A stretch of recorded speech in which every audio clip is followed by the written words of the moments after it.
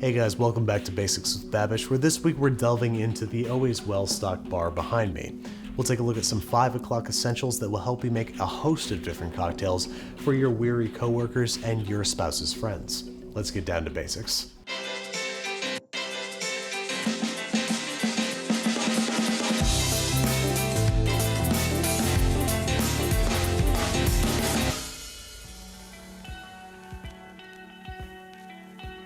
Basics with Babish and the all-new basicswithbabish.com are brought to you by Squarespace. Head there now to check out recipes from the show, kitchen equipment lists, my personal blog posts, and more. Get 10% off your first Squarespace order with offer code BABISH. Whether you need a domain, website, or online store, make your next move with Squarespace. Alright guys, before we delve into cocktail essentials, we need to delve into some essential cocktail tools. Let's start with a muddler, essential for everything from muddling herbs to muddling fruit. Then a jigger, essential for measuring. Some Angostura Bitters, comes in handy with a great many cocktails. And then the components of a cocktail shaker. Here we've got a large stainless steel tumbler with which we can mate a rubber-rimmed pint glass, or we can take another smaller tumbler and, giving that a quick pound with the heel of our hand, seal the two together for a good shaking. And then when it's time to retrieve the fruits of our labor, simply cock the smaller tumbler forward and pour into your desired vessel, possibly through a strainer like this, which keeps any fruit pieces or other detritus from ending up in your glass. Then it's always handy to have a few squeeze bottles around for simple syrups, and you want to have a combination lemon zester and channel knife like this for different types of garnishes. And then a long cocktail stirring spoon is essential for both looking fancy and stirring some of those taller cocktails. And you've probably already got a vegetable peeler, but it comes in handy in the bar. So that's all the absolute essentials that you're going to need. Now, what do you say we tie one on?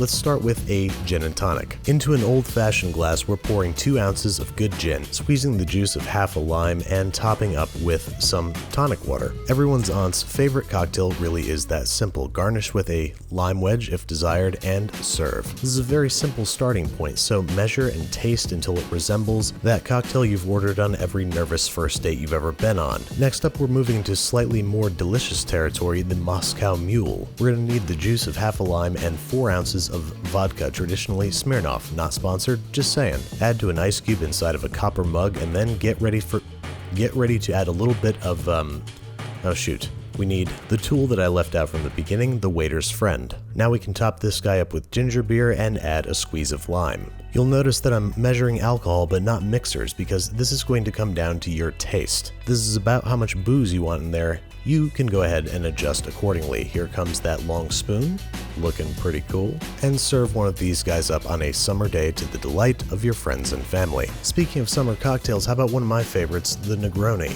With this guy, we're talking equal parts, that is 1 ounce each of sweet vermouth, good gin, and Campari, which is a bitter Italian liqueur. Like most classic cocktails, these guys come together to form something greater than the sum of their parts, and they are complemented by a little twist of orange peel. Sub the gin for whiskey and you've got yourself a Boulevardier. But now it's time to talk one of the most classic and contested of cocktails, the martini. We're making both a dry and dirty martini using different combinations of sweet vermouth, vodka, and olive juice. For the dirty martini, I'm going with 2 ounces of vodka, 1 ounce of sweet vermouth, and 1 ounce of olive juice. Not how I take my martini, but who am I to judge? You'll also notice that we are chilling our martini glasses with ice and water while we give our martini a good shake. And now I can absolutely guarantee you that I'm going to make a huge already made a mess. Dump out the ice water, clean up the inevitable spillage, and pour your martini into the waiting chilled glass. If you're using a Boston shaker, use that strainer that we mentioned earlier. And of course, this lightly tinted green martini would not be complete without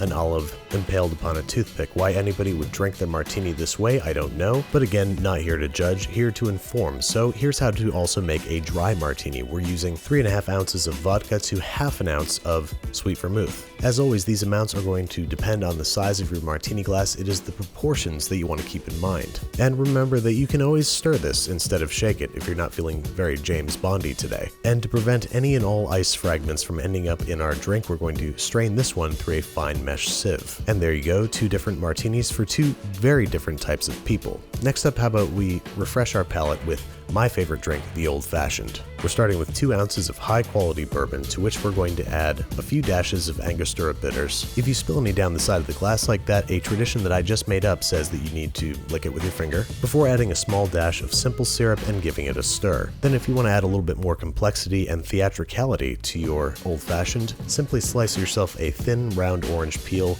hold over an open flame and give it a squeeze. If you make sure to use a fresh orange, the essential oils will spray out and ignite in a splendor of citrus flame. Give it a little rub around the rim of the glass and drop into the cocktail. And there you go, the old-fashioned, a cocktail you kind of have to like if you have any sort of facial hair or tattoos. But what about the cocktail that you have to like as a living, breathing human being? For that, we need to turn to the margarita. We are salting the rim of a glass using kosher salt and the juice of a lime, adding 4 ounces of high-quality tequila. I cannot stress high quality enough. There's a reason that people think that tequila gives them terrible hangovers. It's because they're drinking crappy tequila. We're also going to add 1 ounce of triple sec, which is an orange liqueur. You can adjust these proportions to your taste, but I like my margaritas with a shout of tequila and a whisper of triple sec, and of course a full squeezed lime. And if you're feeling particularly wimpy, a little squirt of simple syrup. This is a margarita with all the bells and whistles, but bear in mind you can make a really solid margarita with nothing more than very good tequila and lime. But for our next cocktail, we need a melange of sugar, herbs, and alcohol. That's right, we are making a mojito. Cut 1 whole lime into slices and add to a Collins glass with a bunch of fresh mint, and either a couple sugar cubes or a squirt of simple syrup.